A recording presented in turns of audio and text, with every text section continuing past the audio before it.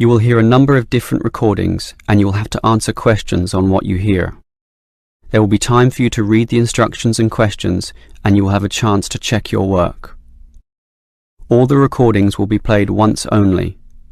The test is in 4 sections. At the end of the test, you will be given 10 minutes to transfer your answers to an answer sheet.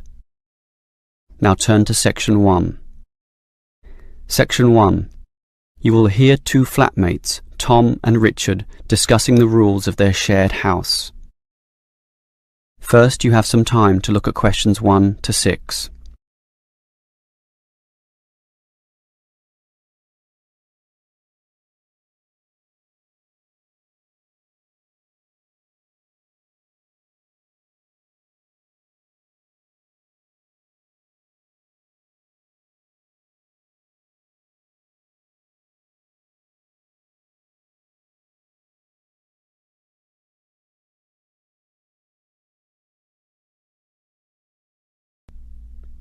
Now we shall begin. You should answer the questions as you listen, because you will not hear the recording a second time. Listen carefully and answer questions 1 to 6.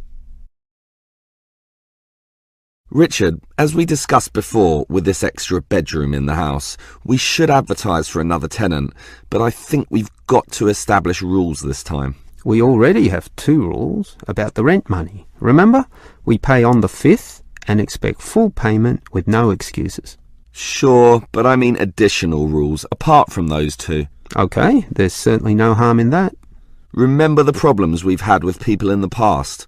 I think we should learn from those bad experiences. You may have a point there. For example, you know that I like cooking, so I can propose a kitchen rule straight away. Every tenant must clean after use. We shouldn't allow what happened last time. You mean that guy who left all his dirty dishes piling up and food on the floor? Clean after use. We should write that down. I'm happy with that. And not only clean, but they also have to tidy up. We can't have them cluttering up our very small kitchen counter. I'm with you there. That will make life far more manageable. So, tidy up is our second cooking rule, let's say. And now, can I tell you what really annoys me? Sure. Dirty tenants. Those who just allow dirt and dust to build up around the house and don't care less. We've got to have a strict rule prohibiting that. What about a cleaning roster? We can make a list of everything that we expect to be done. Carpets vacuumed, furniture dusted, toilet cleaned, and so on. And everyone is required to take turns. First my turn, then your turn, then the 3rd tenant's turn. This spreads the load so we can keep the apartment very clean. I'm happy with that. Otherwise, one person will be working harder than the others. But how often do we do it? Every day, twice a week, or once a week, or what? Every day. What do you think? Too often, I would say. Well, every 3 days then. I don't know. We're all busy with part-time jobs and study. I'd say that once a week is good enough. It's probably what most households do, anyway. All right. Let's run with that then. As long as we do clean regularly and well. Okay, are there any other rules? What about music, loud TV, that sort of thing? I want absolute quiet at night because I go to bed early in order to get up early for my job. So, why don't we say no noise after, say, 11 at night? Earlier than that, 10 p.m. That's consistent with most rental properties, and no overnight visitors either. You're right. That caused a lot of problems when the last tenant brought his drinking buddies in for the night. So, we prohibit late night noise and overnight visitors as well. That sounds good to me. Before you hear the rest of the conversation, you have some time to look at questions 7 to 10.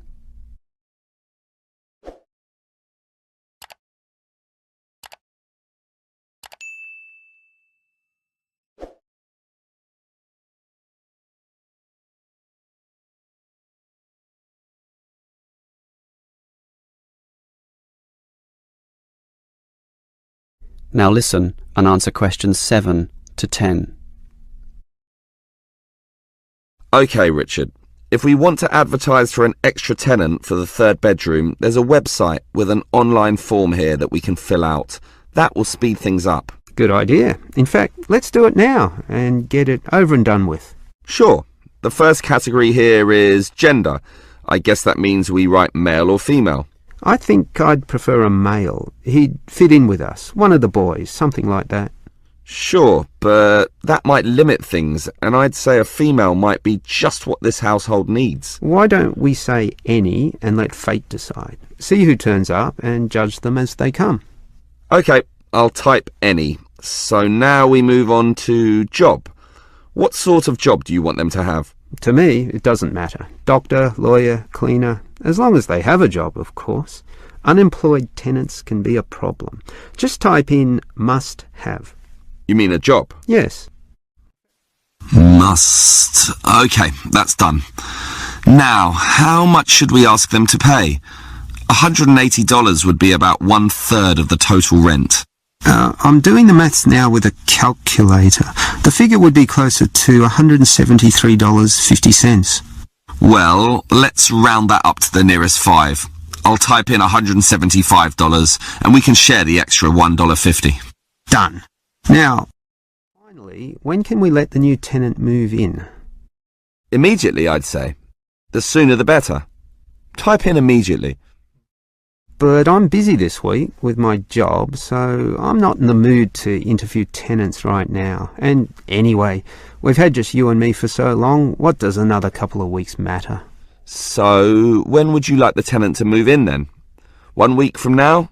Beginning of the month, March 1st? Later. Give it another 4 days at least. March the 5th is better for me. Okay, I'll type that in. It should be fine. Any later than March the 8th and I'll be too busy with my exams. And that's about it. That is the end of section 1. You now have half a minute to check your answers.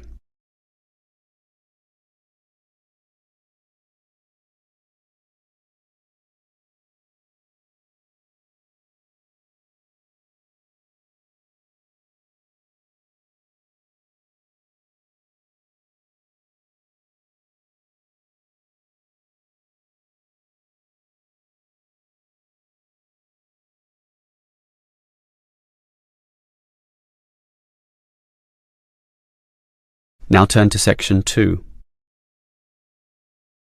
Section 2. You will hear a police officer giving a lecture to some overseas students about ways to minimize risk in public. First, you have some time to look at questions 11 to 17.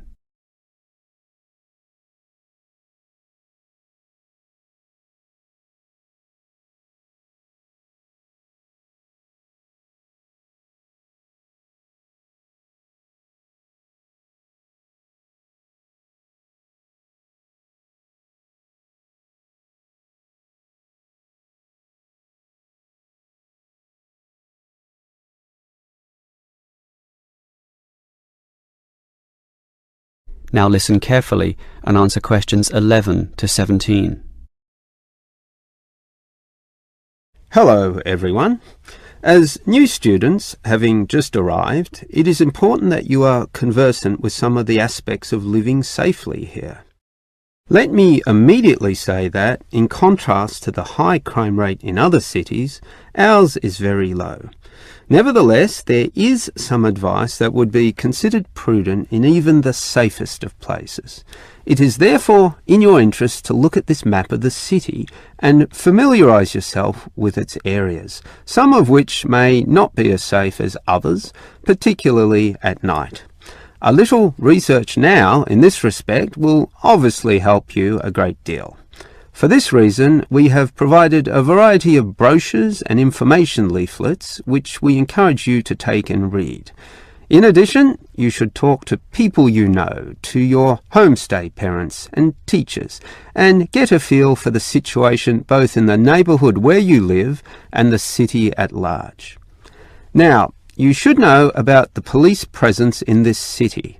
There are local police stations in every suburb, but not all of these are open 24 hours a day. For that, you need a main station, of which there are many, and you should familiarise yourself as to the location of the one nearest to you. Moving on, many of you might like to go out at night. So you should also familiarise yourself with the public transport system. It could put you at risk if you are wandering around lost in the late hours of the night, particularly if you are a woman. Our city has a fairly good public transportation system, but not all of it operates necessarily to late hours. For this reason, you can avail yourself of the special late-night buses known as night birds, which operate along most major routes. Again, collect one of the brochures on the table here for the night bird timetables. Finally, if you do feel there is an emergency, you can dial 000. However, this does not take you through to a police station, but rather an operator. This operator will question you as to the nature of the problem and then send your call through to the relevant department, police, fire, or ambulance, as the situation demands. This may take up valuable time, and for this reason we suggest that you find the emergency number of the nearest main station to where you live. This will speed up the process should you need police services in the event of a serious problem. Having said all this, let me remind you once again that this is a very safe city and we don't expect any problems to occur. Yet, it always pays to be prepared. Before you hear the rest of the talk, you have some time to look at questions 18 to 20.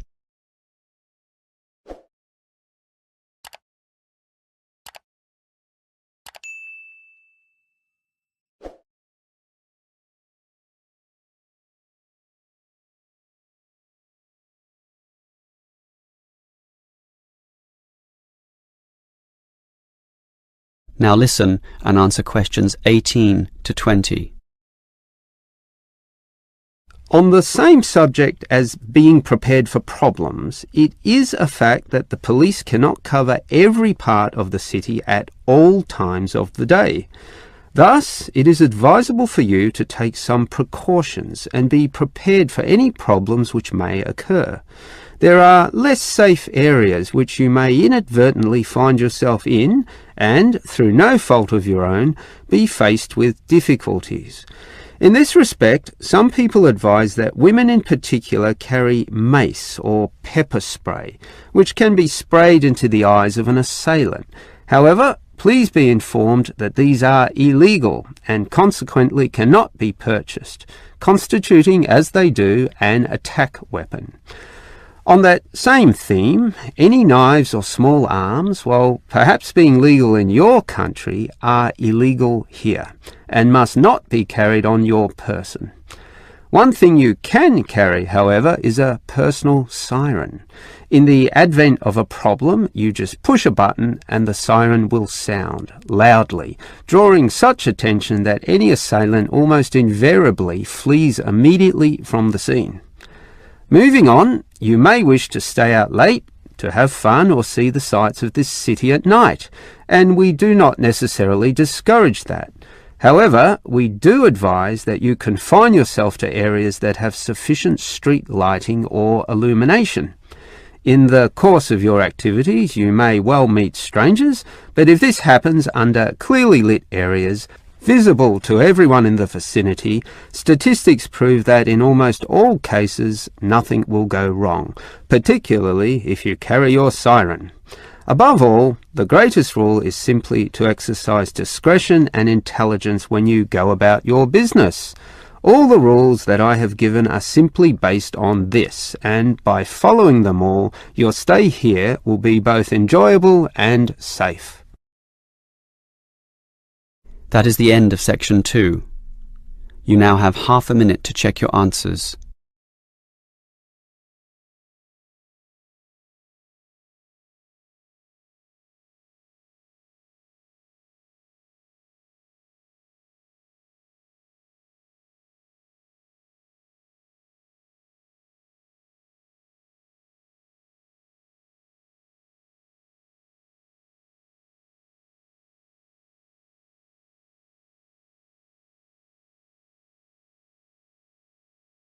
Now turn to Section 3. Section 3. You will hear two students, Frank and Nicole, discussing their survey results. First, you have some time to look at questions 21 to 25.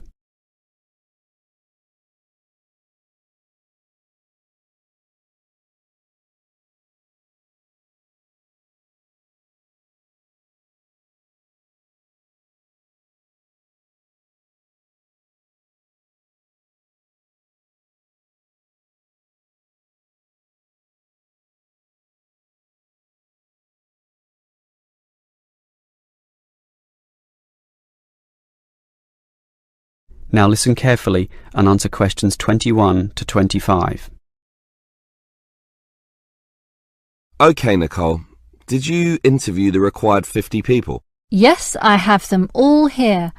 I had intended to talk to over 50 actually, but I could only talk to 46 in the end, all students from the university. It should be fine for our purposes, and it was interesting actually to hear what they said. I was hoping for 50 to make a round number.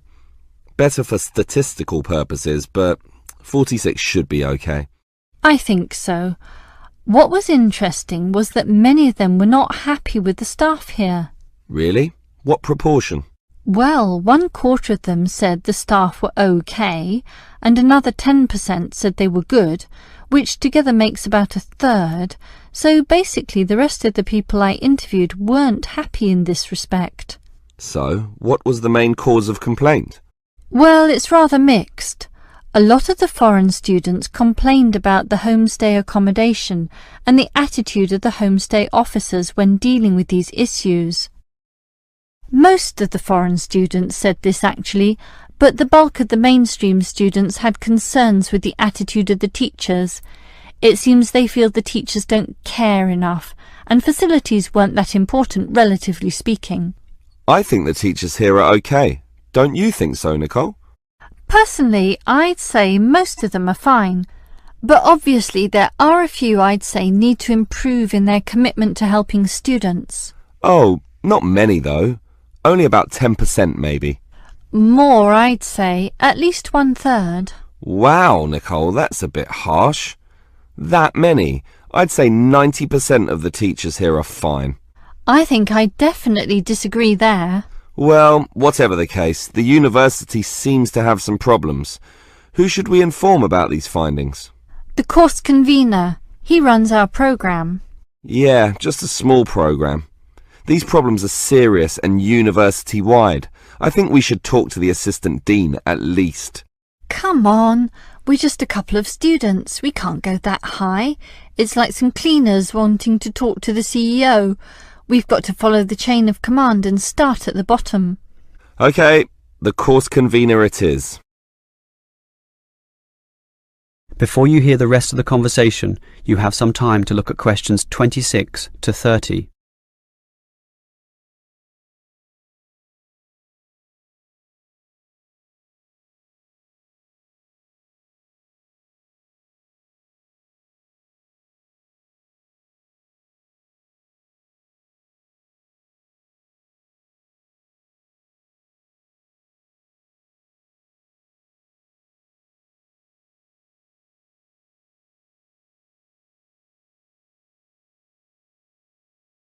Now listen and answer questions 26 to 30. So, Nicole, can you explain the technique you used for interviewing people? Every time I try interviewing, I seem to encounter problems, and yet you managed to interview so many people so quickly. What's the secret? It's really quite simple. Let me explain it all. The first step, and this is probably the most important point, is to select the position or the location where you're going to do the interviewing. It's got to be a good one. For me, it was the university cafeteria at lunchtime, where people would be relaxed, have time, be sitting down, and be more willing to speak. Ah, clever. But that leads to the next point. Everyone's in a hurry these days, so you've got to immediately confirm that they can in fact spare some moments to answer your questions. There's no point starting and then having them rush off in the middle of the interview. It just ruins everything. Yeah, that's happened to me a few times actually. And then it's equally important to carefully outline why you want to talk to them in the first place. Some people might think you're a salesman or a busybody or some nutcase from a religious cult. They have to know the purpose and trust you. Now, part of that trust involves guaranteeing that the information will be kept in total confidence. And for that reason, I show how we don't take down names or any personal data. After that, you're ready to begin, but sometimes they're not won over or not ready to give you the time, in which case you remind them about how their information can actually improve life for all students, and that they are actually serving the purposes of everyone by cooperating. Right. Make it seem like a noble cause. It is in a way, but the last step is not so noble at all. I just offer them a payback, usually a scratchy lottery ticket, if they promise to answer all the questions. Everyone dreams of scratching one of those tickets and winning $1 million, so that makes them do everything you want. Aha, very clever. That is the end of section 3. You now have half a minute to check your answers.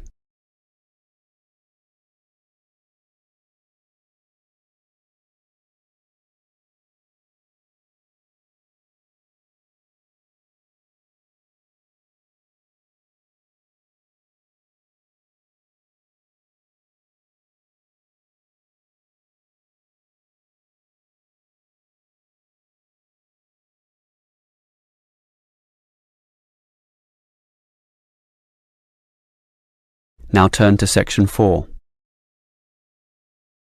Section 4. You will hear a lecturer discussing human resource management. First, you have some time to look at questions 31 to 33.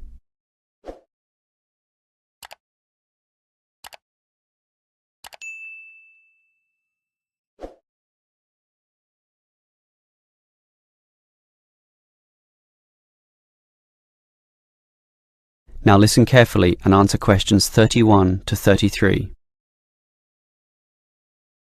Obviously, the people who work in companies need to be managed. Pay must be added up, hours clocked, and leave tallied.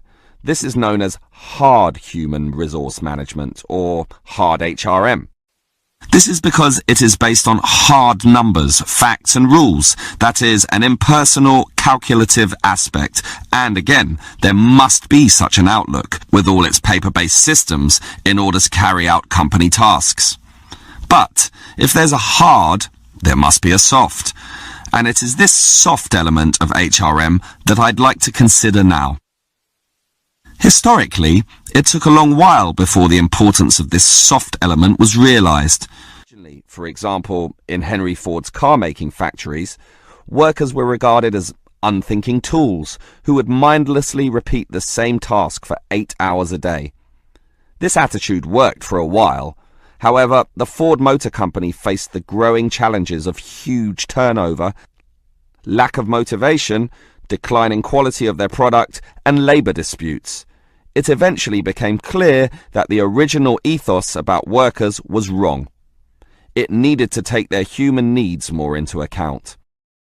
That leads us to the modern soft HRM model, where the staff, or human resources, are now considered one of the most important assets a company may have, an asset just as tangible as the factories, shops, and money in the bank, and something that needs to be managed in a soft way as well as hard. Before you hear the rest of the lecture, you have some time to look at questions 34 to 40.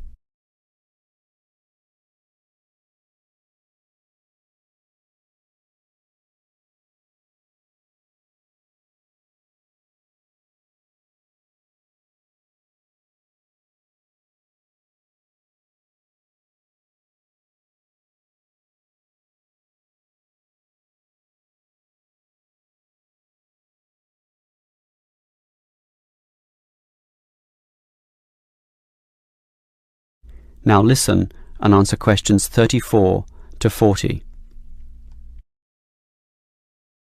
So, what is soft HRM? It basically involves 3 elements. One is motivating your staff.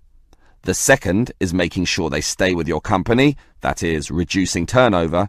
And remember, turnover costs money, diverts resources, disturbs the system, and you may be losing a lot of experience there in just one staff member. The third element is using the staff in the best way, in a way that gets the most out of them. All of these elements are closely related and sometimes overlap, but are still distinct enough to be considered separately. Now, let's talk about motivation first. Obviously, people will work harder if they feel good about being where they are. This means the company should let people know that they are significant, and you do that by emphasizing the higher purpose their job serves in society as a whole.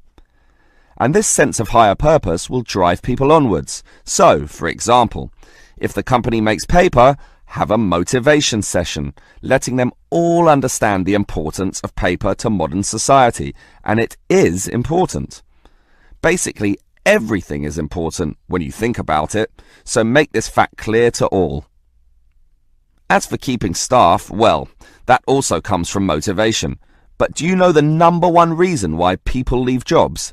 The answer? Because they don't feel appreciated. So, you need to make sure that they have this feeling. How? At its simplest, the boss can say thank you to the staff. You can remember their birthdays, bring out a cake, celebrate milestones, take them to a restaurant once in a while, and say thank you again. But more importantly, mean it sincerely. If this is going to work, sincerity is very important here. Well, we've motivated the staff and retained them with the company, so now we've got to use them optimally. This is often done by getting them to participate more in the key decisions. This has 2 advantages. 1, the employees feel more in control of their destinies, helping again with motivation and retention. And 2, the company tends to make better decisions. Remember, often it is the people closest to the customer who can really tell you the very best things about what works and what doesn't. The modern organization realizes that insight, knowledge, and clever innovation can come from anyone in the company, no matter how close or far from the decision-making process they may be. That is the end of section 4. You now have half a minute to check your answers.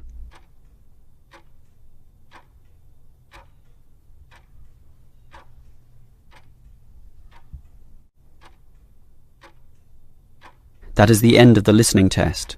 In the IELTS test, you would now have 10 minutes to transfer your answers to the answer sheet.